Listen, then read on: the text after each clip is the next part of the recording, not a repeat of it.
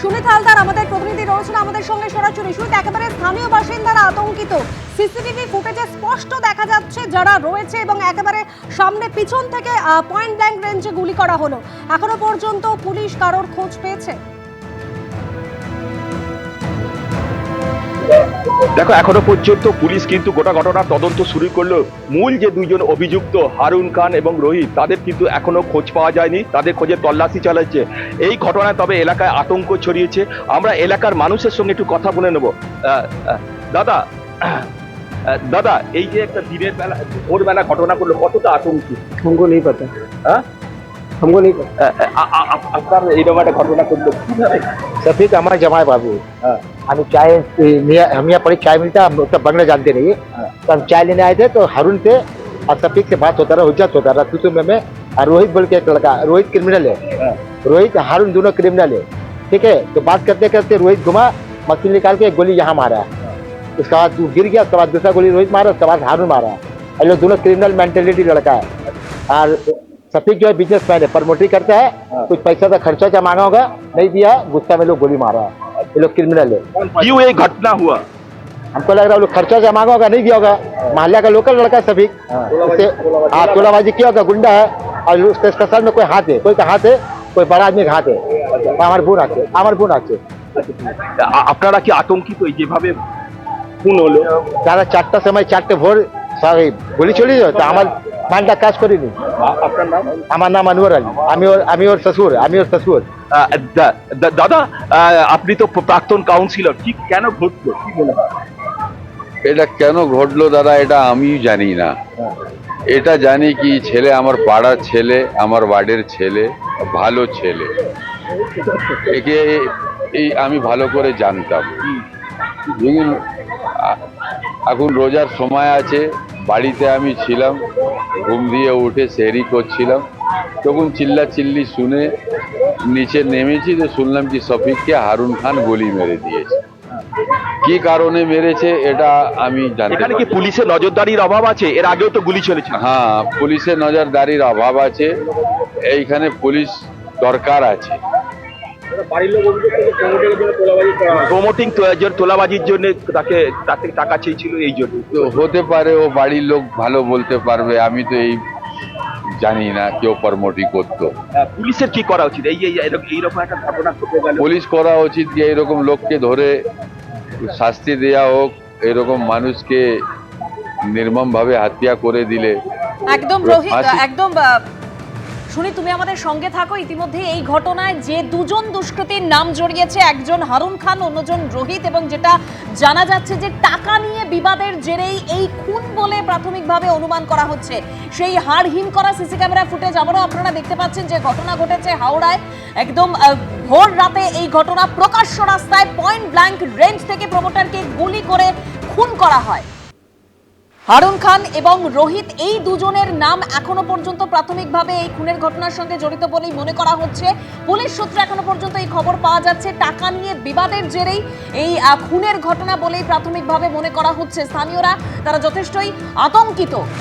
এবং একজন, যিনি কিছুক্ষণ আগে আপনারা বক্তব্য শুনলেন, একজনের বক্তব্য, তিনি নিজেকে ওই শফিক খান, যার যে প্রমোটার যিনি নিহত, তার শ্বশুর বলে দাবি করলেন। তিনি বলছেন যে এর পেছনে বড় কোনো মাথা রয়েছে, একদম স্পষ্ট এই কথা তিনি বলেছেন।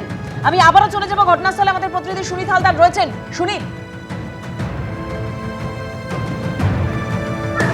দেখো, যেটা জানা যাচ্ছে নিহত প্রমোটার শফিক খানের পরিবারের লোক স্পষ্ট অভিযোগ করছে এই ঘটনার পেছনে তোলাবাজির ঘটনা কাছে, অর্থাৎ এক্সটর্শন কেস।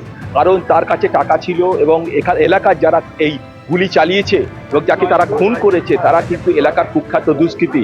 হারুন খান এবং রোহিত, এই যে দুটো নাম উঠে আসছে, তারা কিন্তু এলাকার কুখ্যাত দুষ্কৃতী।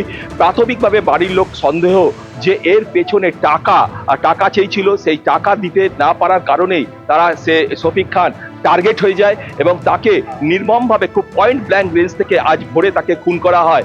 এই ঘটনার পেছনে তারা মনে করছে বৃহত্তর কোনো ষড়যন্ত্র থাকতে পারে এবং দুজন দুষ্কৃতী কিন্তু গুলি চালানোর পর তারা কার্যত পায়ে হেঁটে ঘটনাস্থল থেকে বেরিয়ে যায়, পালিয়ে চম্পট দেয়। এবং যেভাবে ঘটনাটা ঘটেছে, গোটা এলাকায় কিন্তু তুমি দেখছো প্রচুর মানুষ কিন্তু এই মুহূর্তে রাস্তায় নেমে এসছে।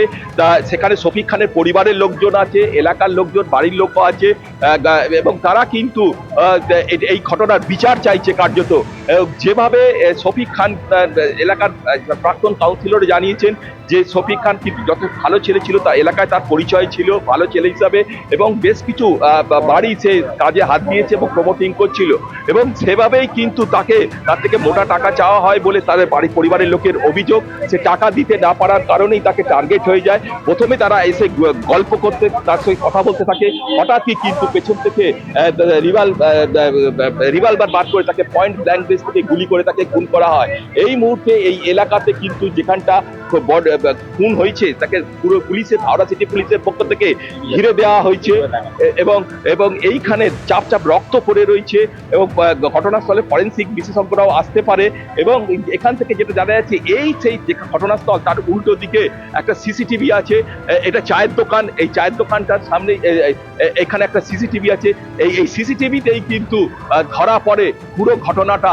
অর্থাৎ এই সিসিটিভি ফুটেজে কিন্তু ধরা পড়েছে। সুমিত, আমাদের সঙ্গে থাকো। একেবারে জনবহুল এলাকা তিলজলা, আজ ভোর রাতেই হাড় হিম করা হত্যাকাণ্ড ঘটে গেল।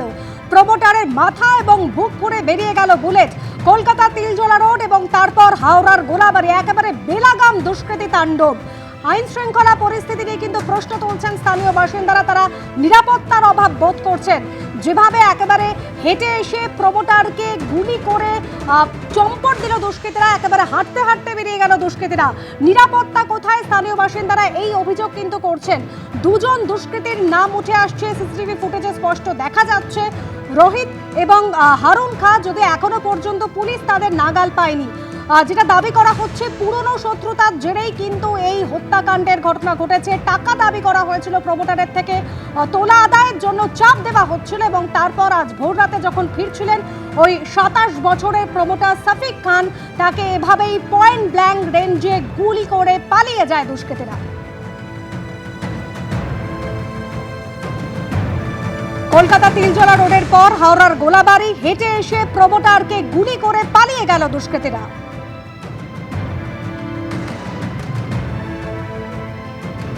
ভোটের মুখে ফের শুট আউট এবার হাওড়ার গোলাবাড়ি।